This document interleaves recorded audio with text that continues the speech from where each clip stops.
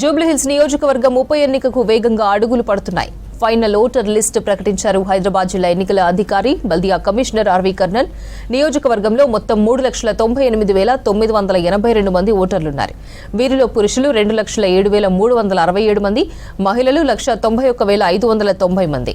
జూబ్లీహిల్స్ నియోజకవర్గంలో 6,313 ఓటర్లు కొత్తగా నమోదయ్యారన్నారు అధికారులు. మరోవైపు జూబ్లీహిల్స్ బైపోల్పై అన్ని పార్టీలు కసరత్తు ముమ్మరం చేశాయి. సిట్టింగ్ సీటును కాపాడుకునేందుకు బీఆర్ఎస్ యత్నిస్తోంది. ఇప్పటికే పార్టీ అభ్యర్థిని ఖరారు చేసింది. దివంగత మాగంటి గోపీనాథ్ భార్య సునీతకే టికెట్ ఇచ్చింది. ఇక అధికార కాంగ్రెస్ కూడా పోటీని ఛాలెంజ్గా తీసుకుంది. అభ్యర్థి ఎంపిక కోసం చాలా సర్వేలు చేయించింది. అటు సెగ్మెంట్కు ఇన్ఛార్జీలుగా మంత్రులను, కార్పొరేషన్ చైర్మన్లను నియమించింది కాంగ్రెస్. దీంతో డివిజన్లు, కాలనీల వారీగా తిరుగుతున్నారు మంత్రులు, ముఖ్య నేతలు.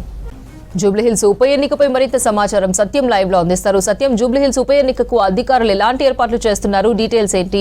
పార్టీల వ్యూహాలు ఎలా ఉన్నాయి?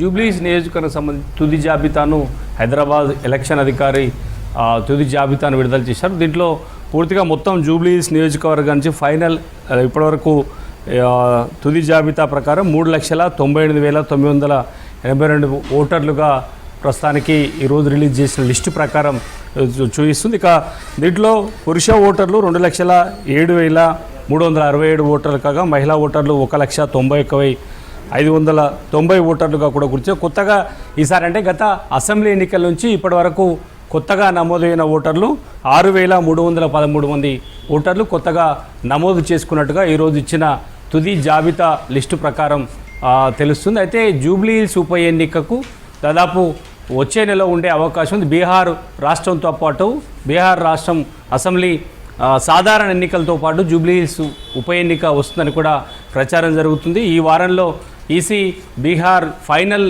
ఓటర్ లిస్టు కూడా విడుదల చేసే అవకాశం ఉన్న నేపథ్యంలో ఇక జూబ్లీహిల్స్ ఉప ఎన్నిక సంబంధించి అన్ని పార్టీలు కసరత్తు ప్రారంభం చేశాయి.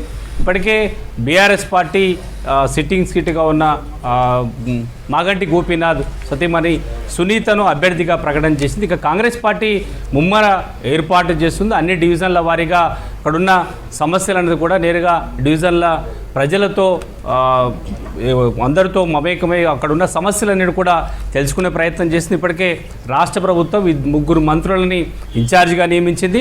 అన్ని కార్యక్రమాలను దగ్గరుండి ఎక్కడైతే ఏ డివిజన్లో ఇష్యూస్ ఉన్నాయో ఆ ఇష్యూస్ పరిష్కరించడానికి ప్రయత్నం చేస్తున్నారు. ఈ బీహార్తో పాటు వచ్చే ఉప ఎన్నిక జూబ్లీహిల్స్ ఎన్నిక వచ్చే అవకాశం ఉంది కాబట్టి దాదాపు వచ్చే నెలలో బీహార్ ఎన్నిక ఉండే అవకాశం ఉంది. దాంతోపాటు జూబ్లీహిల్స్ ఉప ఎన్నిక ఉంటుందని కూడా అన్ని రాజకీయ పార్టీలు ఏర్పాటు చేసుకుంటున్నాయి. ఇప్పటికే బీఆర్ఎస్ పార్టీ అభ్యర్థిని ప్రకటన చేసింది. కాంగ్రెస్ పార్టీ ఎవరైతే బలమైన అభ్యర్థులు ఉన్నారో వారి సామాజిక వర్గాల వారీగా అభ్యర్థులను సిద్ధం చేస్తుంది.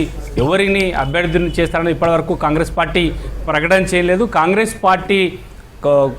పార్టీ చేస్తున్న సంక్షేమ కార్యక్రమాలపైనే జూబ్లీహిల్స్ ఉప ఎన్నికలో తాము విజయం సాధిస్తామని ఆ పార్టీ పిసిసి అధ్యక్షుడిగా ఉన్న మహేష్ కుమార్ గౌడ్తో పాటు మంత్రులు కూడా ప్రకటన చేస్తున్నారు. ఇప్పటికే రాష్ట్ర వ్యాప్తంగా కాంగ్రెస్ ప్రభుత్వం అమలు చేస్తున్న సంక్షేమ కార్యక్రమాలే ఇటు స్థానిక సంస్థల ఎన్నికలతో పాటు జూబ్లీహిల్స్ ఉప ఎన్నికల్లో కూడా విజయం సాధిస్తామనే ధీమాతో కాంగ్రెస్ పార్టీ ఉంది. ఇక ఇప్పటివరకు బీజేపీ ఎలాంటి ఓన్లీ డివిజన్ల వారీగా మీటింగ్ నిర్వహిస్తుంది.